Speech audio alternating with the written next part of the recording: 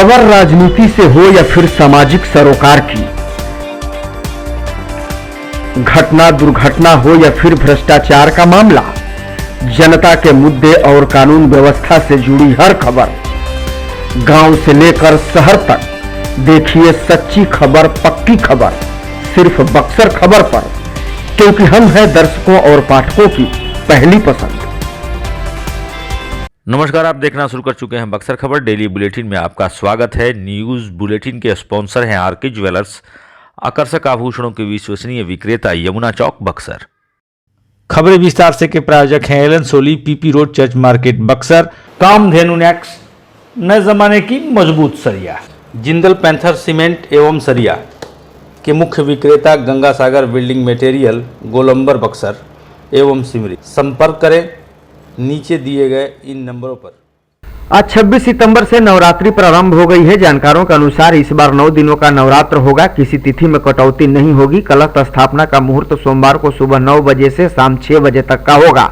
इस बार किसी तरह का कोई व्यवधान नहीं है। 3 अक्टूबर को महाअष्टमी और 4 को महानवमी और 5 को दशहरा मनाया जाएगा। इस बार मां का आगमन हाथी पर हो रहा है और वापसी नौका पर होगी, जिसे बेहद ही शुभ माना जा रहा है। ज्योतिषाचार्य पंडित नरोत्तम द्विवेदी की माने तो देवी का आगमन गज पर, जो वृष्टि यानी वर्षा का कारक है, प्रस्थान नौका पर, जो सर्वाधिक का कारक है, लेकिन मुर्गा पर पैर रखकर प्रस्थान करना देश में उपद्रव का संकेत दे रहा है। फिर भी भारत की स्थिति सुदृढ़ बनी रहेगी। नवरात्र के प्रथम दिन इस बार पूरे दिन कलश स्थापना का मुहूर्त है। नवरात्र को लेकर एक दिन पहले से ही लोग तैयारियों में जुट गए थे। घर की साफ सफाई से लेकर पूजा सामग्रियों की खरीदारी करते भी लोग नजर आए। वहीं आज नवरात्रि के सुबह से ही मंदिरों में पूजा पाठ का दौर शुरू हो गया। नगर परिषद चुनाव की उल्टी गिनती अब शुरू हो गई है। नगर परिषद के निर्वाचित पदाधिकारी धीरेन्द्र कुमार मिश्रा के द्वारा रविवार को उम्मीदवारों के बीच चुनाव चिन्ह का आवंटन किया गया। जानकारी के लिए बता दें कि बक्सर नगर परिषद के लिए मुख्य पार्षद पद के लिए कुल 15 लोग मैदान में हैं, जबकि 11 लोग उप मुख्य पार्षद के लिए चुनावी मैदान में टाल ठोक रहे हैं। चुनाव चिन्ह आवंटित होने के बाद प्रत्याशी जोर शोर से प्रचार प्रसार में लग गए हैं और कैंपेनिंग का दौर भी शुरू हो चुका है। हर कोई अपनी जीत को लेकर दावेदारी कर रहा है। कम समय में ज्यादा से ज्यादा लोगों तक पहुंचकर खुद को बेहतर प्रत्याशी बताने की कोशिश हो रही है। माना यह भी जा रहा है कि इस बार चुनावी दंगल बेहद खास होने वाला है, क्योंकि मुख्य और उप मुख्य पार्षद के चुनाव में इस बार सभी महिलाएं मैदान में हैं और महिलाओं के बीच कांटे की टक्कर होने वाली है। हालांकि प्रशासन की तरफ से चुनाव को लेकर तमाम तैयारियां भी कर ली गई हैं।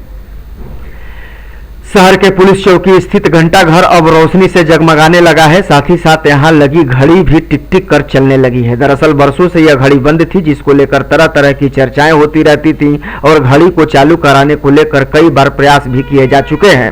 हालांकि बरसों बाद जब यह घड़ी न केवल समय बताएगी, बल्कि यहां पहुंचने वाले लोग इसका दीदार भी कर सकेंगे। आपको जानकारी के लिए बता दें कि 2003 में जब तत्कालीन डीएम संदीप पौंड्रिक के हाथ थे, तब उन्होंने पुलिस चौकी पर घंटा घर बनवाया था।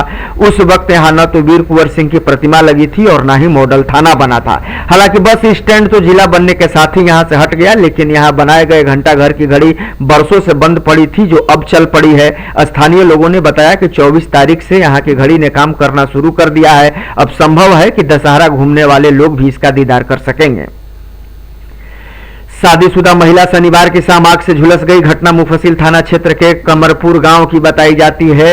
पीड़िता अंजलि देवी को उपचार के लिए सदर अस्पताल में लाया गया, लेकिन शरीर का बहुत सारा हिस्सा जल जाने के कारण उसे ट्रामा सेंटर वाराणसी के लिए रेफर कर दिया गया।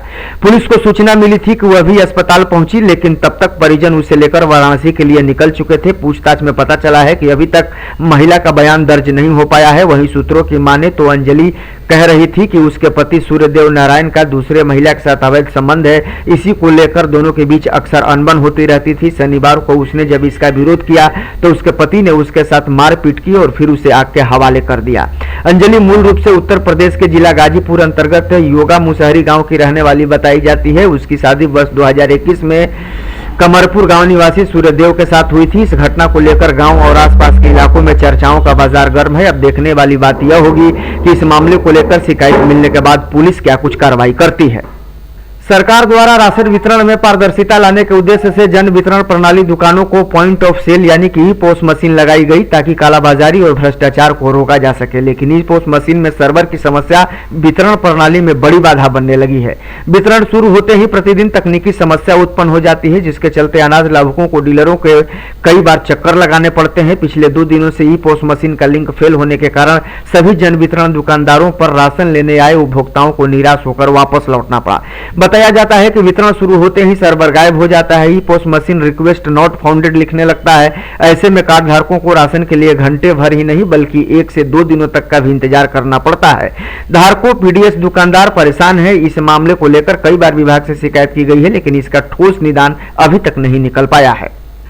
और अब आइए अंत में एक नजर डाल लेते हैं चलते चलते शहर के किला मैदान में चल रहे रामलीला की कुछ झलकियों पर, जहां भगवान राम की आरती उतारने के दौरान माहौल पूरी तरह से भक्तिमय हो गया।